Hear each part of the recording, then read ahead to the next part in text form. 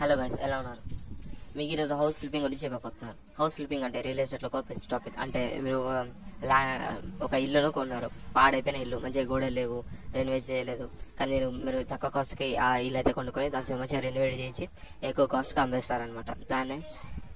దాన్ని house flipping అంటారు. అంటే తక్కువ కాస్ట్ కి కొనడం, మంచిగా మీరు మీ డబ్బులతో రెనోవేట్ చేయడం, మళ్ళీ కొంచెం ఎక్కువ ప్రైస్ అమ్మేయడం. దీన్ని సింపుల్ గా చెప్పాలంటే మీరు 30 lakhs పెట్టి ఒక ఓల్డ్ హౌస్ కొన్నారు, ఒక 5 to 10 lakhs ఖర్చు పెట్టి దాన్ని ఆ ఇల్లుని రెనోవేట్ చేశారు, మళ్ళీ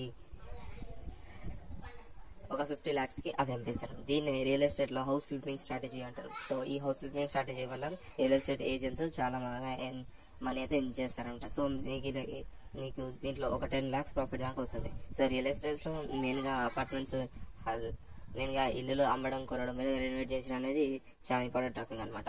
సో మీ కంటెంట్ వస్తే ఈ అకౌంట్ ఫాలో కొట్టండి.